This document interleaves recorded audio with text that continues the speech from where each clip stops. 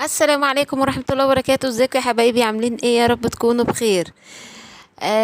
قبل ما ابتدي كلامي بس انا عايزة اشكر كل حد دخل لي جديد وكل واحد دخلت لي جديد. انتوا نورتوني وفرحتوني واسعدتوا قلبي، وبشكر كل حد بيكتب لي تعليق. بشكركم كلكم من جوه مصر وبره مصر. يلا نبتدي دلوقتي. قبل ما نبتدي وندخل في موضوعنا نصلي على سيدنا محمد عليه الصلاة والسلام. اللهم صل وسلم وبارك عليك يا سيدي يا رسول الله يا أشرف وأنقى وأطهر خلق الله. هو موضوع النهاردة عن قرار التنحي. قرار التنحي اللي خدته الست شخيرة. الست شخيرة عملت لنا قرار تنحي، فكرتني بخطاب التنحي بتاع الرئيس الراحل الله يرحمه يا رب يغفر له، جمال عبد الناصر. تمام. فهي دلوقتي دخلت عملت لنا قرار تنحي عن عائلة داوود. والله ما شاء الله عليها، اكنها بصي يعني هي حسستنا ان هي رئيسة العيلة دي، وهي كانت واقفة جنبها وستراها وهي الظهر بتاعهم وهي السند، وهي اللي كانت بتكشف لهم كل حاجة. يعني هي عن العيلة بتكشف لهم اللي جوه العيلة. يعني احنا وصلنا للتخلف لدرجة ايه؟ وصلنا للانحطاط في وسط العائلات لدرجة ايه لما يحطوا واحدة زيك انتي تطلع وتدافع، بتدافع عنهم. وبتدافع عنهم عن مين؟ يعني اختهم. يعني انت ضد اختهم الغلبانه اللي ما بتتكلمش، اختهم المسكينه اللي ما بتطلعش بتقول حاجه، اختهم اللي الناس كلها بتحبها. انت طالعه بتدافع عن مين في خطاب التنحي الكبير العظيم اللي حضرتك عملتيله؟ يعني هامه وشامه ونظره وعلامه. ده شويه شويه هنعملها لك مطلع اغنيه. وهي حضرتها عملت اللي هو قرار التنحي دوت بالنسبة ليه لمين؟ عشان مين؟ عشان محبينها بس، محبين شخيرة العايبة فقط لا غير. لان الموضوع بتقول ان هو يا جماعة طول ومسخ. فعلا هو فعلا طول ومسخ يا ست شخيرة، ومشاكل لغاية ما زهقت. هي اللي زهقت من المشاكل، يعني مش بتوع العيلة هم اللي زهقوا من المشاكل، لا لا لا، هي حضرتها اللي زهقت من المشاكل. وموضوع بالنسبة لها طول ومسخ. ده انت لو قعدتي في عمرك كله هتبقي حابة ان ربنا يزود لك عمر فوق عمرك. يعني انت اصلا سبب المشاكل دي كلها، وبتطر الموضوع ما انت اللي مطولاه. هو مين اللي مطوله غيرك؟ مين اللي بيمسخه غيرك؟ مين اللي كل شوية عمال بيجيب سيرتهم؟ المهم احنا دلوقتي لو خدنا على كلامها، لان هي بتقول انا كل لما بقرر ابعد بتضطر ان هي لازم تدخل، لان بيدخلوها هي في جملة مفيدة. فهي لما بتبعد هما اللي بيدخلوها. هما مين بقى؟ هل هم عيلة داوود، ولا هي اللي هي الخالة حلمية، ولا الخالة حنان، ولا رانيا، ولا لبنى، ولا احنا؟ مين بالظبط اللي بيدخلك؟ مين اللي بيدخلك؟ المهم هي ست بتقول هي عملت اللي عليها، وهي بينت قدام الناس كلها مين اللي عايز يدمر الست زوزو هانم، وطلعتها بالفيوزات وبالدلايل. وهي كانت واقفة جنبيها وبتساندها. وهي اساسا بتقول ان هي اساسا هي جوه العيله عشان خاطر الست زوزو تسندهم كلهم وتبقى معاهم. انا طب انا في لفظ كده عايزه اقوله، ينفع؟ لا بتهيألي ما ينفعش، ما ينفعش عشاني وما ينفعش عشانكم. المهم هي ست بتقول ان هي اتهانت وتثبت من المتابعين. طبعا المتابعين اللي في كل حته، طبعا الخاله حلميه والعيله داوود. بالنسبه للمتابعين برضو الخاله حنان. بالنسبه للمتابعين رانيا، لبنى، طبعا الخاله حلميه. طبعا ما فيش حد ساكت ولا حد بيعجبه الكلام اللي هي بتقول، لان الناس شايفين وعارفين من زمان، من زمن الزمن الست ديت على ايه، على حق ولا على باطل. وكل اللي بيظهر لنا قدام الكاميرا هي التانية بتروح تعكسه بصورتها. فلازم الناس تطلع عليكي، لازم الناس تطلع عليكي، لان الناس شايفين. الناس ديت عينيها نظيفة وقلبها ابيض، فشايفينك انت على ايه وشايفين الناس ديت على ايه. طب هي دلوقتي بتقول اهم حاجة ان هي بعدت عن القرف دوت كله، واي حد هيطلع من العيلة يجيب سيرتها تاني ولا يحطها في جملة مفيدة هتطلع ترد عن نفسها. اي حد من العيلة او بره العيلة هيطلع ويحط اسمها في جملة مفيدة تطلع ترد عن نفسها هي وبس. دوت كلامها هي طبعا. وهي بتقول كمان ان العيلة كلها عارفين ان مش هي السبب في المشاكل دي. طب انا اقول عليكي ايه بصراحة؟ يعني لما انت بتقولي كده انا اقول عليكي ايه؟ ده العيله كلها اللي طلعت وقالت انت السبب. الخاله حنان طلعت قالت انت السبب، لمنى قالت انت السبب، حسام، حماده، كلهم طلعوا قالوا انت السبب.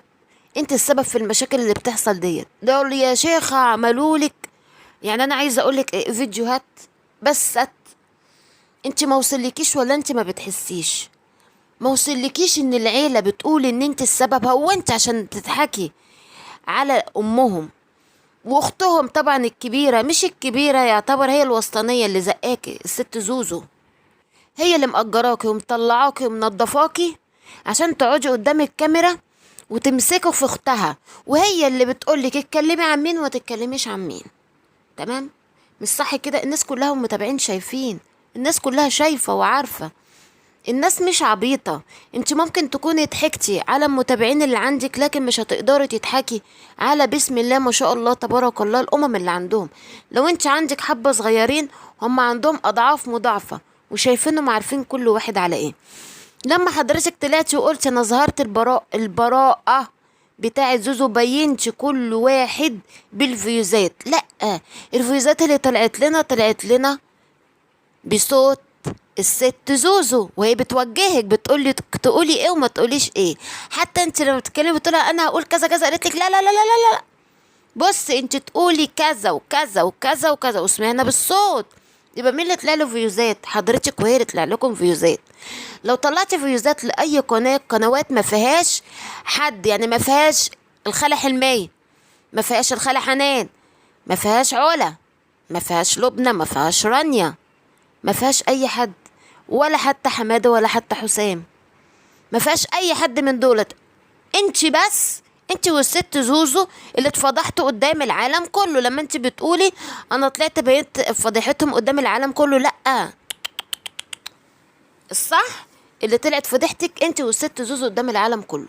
وظهر وبان مين اللي كان عايز قناته تتقفل وميبقاش ليها مصدر رزق، اللي هي الخالة حلمية. كنت عايزين توقعوها، لكن سبحان الله عشان هي طيبة طيبة وفعلا ست على الفطرة، ربنا بينها قدام الناس كلها ان هي ست غلبانة، ست ملهاش اي دعوة بالالعاب بتاعكم خالص خالص، وبعيدة عنكم خالص.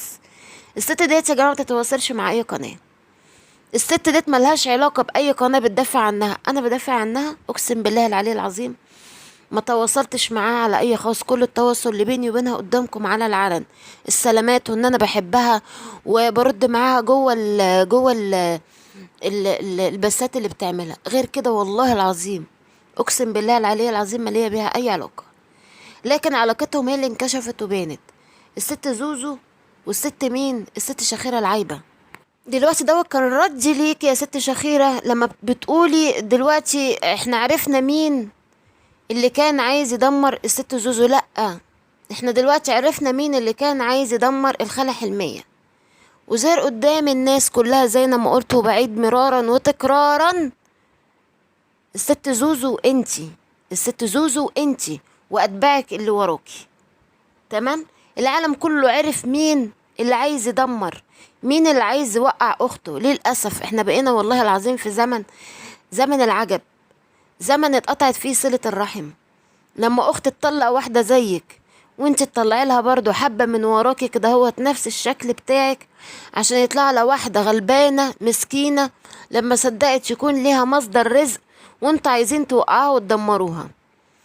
زي ما بقول كل مرة، ويمكرون ويمكر الله والله خير الماكرين. ربنا فضحكم في رؤوس العباد. ربنا طلع صوت الست زوزو لما بتزقك وبتقولك تقولي ايه وتعملي ايه. الست حماية ما ظهرلهاش يا جماعة اي صوت مع اي حد خالص خالص، ما ظهرلهاش، لان هي فعلا زي ما قلت لكم هي مش بتتواصل مع حد ولا بتقول لحد اعمل كذا او سوي كذا. الست ديت هرجع واقول تاني برضو على فطرتها، وتستاهل ان هي تبقى سفيرة الريف المصري وعن جدارة. من ناحية بقى ان انت بتقولي ان انت بعدتي عن القرف دوت كله، الموضوع طول ومسخ. لا، ما انت ما بعدتيش بارادتك، ما هو لازم برضو الناس كلها تعرف انت ايه بعدتي بناء عن ايه. بعدتي بناء عن اول حاجة وديت طبعا حاجة مهمة جدا، لما طلع اخوهم في البث وطلع وقالك ان هو هيقعد مع جوزك وبين له حقائق كتيرة جدا. ومش لازم اعيد اللفظ اللي هو قاله، لانه كان عنده شكله حاجات كتيرة جدا وحاجات كبيرة هتخرب بيتك وهتخلي سمعتك وسخة في وسط نسايبك وفي وسط البلد اللي انت فيها. فانت قررتي ان انت تبعدي. صح ولا مش صح؟ لا، هو دوت الصح. لان هو كان طالع وقالك ان انت سبب الخراب اللي هم فيه دوت كله، سبب المشاكل. صح ولا مش صح؟ والناس كلها شافت البث وعارفاه وحفظته. فانتي السبب في اللي بيحصل في العيلة دي كلها. انتي اخدتي، يعني كنت، يعني بيدخلك من ناحية الست زوزو فلوس، بيدخلك دعم. طبعا عشان خاطر انتي مين، انتي ما كنتش معروفة، انتي ما كنتش فعلا معروفة ولا حد عارفك. لما سمعتي ان الناس ديت في بينهم مشاكل، اتدخلتي في وسطهم ودخلتي بيوتهم، وفضلتي كل شويه ماسكه مين بقى؟ هما طبعا عشان قلبين على اختهم، فانت مسكت لهم اختهم اللي الست زوزو زقتك عليها، وكانت عايزه توقع قناتها. لكن سبحان الله، ربنا وقعك في شر اعمالك، واضطريتي ان انت دلوقتي تنسحبي بناء عن كلام اخوهم، بناء عن كلام اخوهم اللي هو خلاص قرر ان هو مش هيسكت. في نفس الوقت برضو لما طلع دلوقتي المستشار اكرم سلام، وابتدى ان هو يتبنى القضية ديت، ابتدى ان هو يبتدي يعني يتكلم عن القضية ديت. لان دلوقتي يا جماعة هي طبعا كانت ماسكة مين برضو من الناس اللي متابعين الخالة حلمية اللي هم بيقولوا سبب المشاكل؟ الست نورة اللي هي السعودية. الست نورة طبعا لما الست ديت مسكتها وشهرت بيها وشهرت باسمها ونزلت لها صورها، طبعا كم عليها لان هي لازم ترفع قضية. وراحت طبعا للمستشار اشرف فرحات عشان ترفع القضية، ولكن حصل بينهم خلاف، رجعت للمستشار اكرم سلام. وحاليا المستشار اكرم سلام هو اللي معاه القضية، وابتدى دلوقتي تتبنى القضية من اولها لاخرها. هو اي نعم طلع مرة او مرتين يتكلم، لكن ساعة ما هيقعد يتكلم يا جماعة هو لغاية دلوقتي بيلم شوية معلومات، بيلم شوية معلومات وحقائق. اول حاجه ست زوزو، تاني حاجه طبعا الست شخيره. وعايزه اقول لكم دوت يعتبر السبب الاساسي والمهم جدا بالنسبه لشخيره ان هي بعدت، لان هو لو مسكها مش هيسكت لها، لان خلاص ابتدى دلوقتي يلم جميع الاطراف، والقضيه هتبقى قدام العالم كله. لو دخلت شفتوا له اي بس عنده قواضي كتيره جدا، هو قواضي شخصيه مع ناس، وفي نفس الوقت برضو في قواضي تانية لناس تانيين. فهو لما الست خلاص عملت التوكيل للست نورة، فهو معروف عنه اللي بيدخل بيعمل له توكيل بيمسك قضيته بتبقى كأنها قضيته هو، فلازم بيلم معلوماته، بيلم حاجات كبيرة جدا، وهيطلع هتبقى الضربة الكبرى. وديت هتخلي جميع القنوات النقد هتتكلم في حاجات كتيرة، يمكن في ناس كتيرة مش هتكون عارفاها، هو هيظهرها. بيظهر الحاجات المخفية يا جماعة، بيظهر الحاجات المخفية. دوت اللي خلى السبب الرئيسي اللي خلاها تبعد وتعتزل عن عيلة داوود، مش اكتر ولا اقل. لان الموضوع دلوقتي هيدخل في سب اعراض، وهي مش قدهم. هي تقدر ان هي تسب اعراض غيرها، لكن لما تيجي لغاية عندها تطلع وتتبرأ وتتنصل وتقول ان هي زهقت وقرفت والموضوع تطول ومسخ. لا يا مدام، حضرتك اللي طولتيه ومسختيه وجاي فوق دماغك الفترة ديت، وخلاص جه بقى الدور عليكي. ايوه، ما انت مسكتيهم بالدور. ما انت خلي بالك، اصل اللي بيجي على الغلبان ما بيكسبش. انت جيتي على الغلبانه حلميه في المايو، في لبسها، في اكلها، في شربها، في طلعتها للغيط. مسكتي بنتها، مسكتي ولادها، مسكتي جوزها، ما سبتهمش في اي حاجه بيعملوها. الناس ديت ما بتعملش لا حاجه عيب ولا حاجه حرام. الناس كل اللي بيعملوه قدام الكاميرا كلنا شايفينه وكلنا بنسقف لهم، مفيش حاجه تعبهم ولا حاجه حتى تخدش حيائهم في اي حاجه بيعملوها. لكن انت بتقلبيها على حسب نيتك انت وضميرك انت عايزه تطلعين بصوره مش كويسه. لكن سبحان الله، كل حاجه دلوقتي وقعت فوق دماغك، بتحاولي تجري، مهما تجري مهما تروحي. مستشار اكرم سلام مش هيسيبك، صدقيني والله ما هيسيبك. هيجيب لك حاجات مخفيه كتير قوي، حتى لو دخلت له مين عشان يتوسط ويبعدك مش هتبعدي، لان خلاص زي بقت قضيته. انت سبيتي واحده عامله له اساسا توكيل قضايا، مسك لها قضيتها، فمش هيسيبك. هيجيب لك المستخبي عنك، عن ولادك، عن جوزك. مش هيسيب لك اي حاجه، لا كبيره ولا صغيره. وبتلاقي بقى ردي عليه بقى، شوف هتعملي معاه ايه، لان هو في الاول وفي الاخر برضه هيرجع يروح قافل لك القناه بتاعتك. ودلوقتي بنقول يا مدام نورة، ربنا معاك ان شاء الله وهينصرك باذن الله ان شاء الله. الخالة حلمية ربنا معاكي بإذن الله وهينصرك بإذن الله إن شاء الله. هو بعد الصبر يا جماعة جبر، وربنا إن شاء الله هيكبر بخاطركم قريبا بإذن الله إن شاء الله. أنا واثقة متأكدة إن المستشار أكرم سلام هياخد حقكم بإذن الله إن شاء الله وعن قريب، وهيشفي صدوركم وصدورنا. دلوقتي يا جماعة احنا يبقى وصلنا لنهاية الفيديو، واللي ما اشتركش في القناة يشترك ويفعل زر الجرس. متنسونيش من تعليقاتكم الحلوة، اللايك يا جماعة بالله عليكم علشان الفيديو يبان. بالله عليكم حبايبي، اقول لكم دلوقتي السلام عليكم ورحمة الله وبركاته.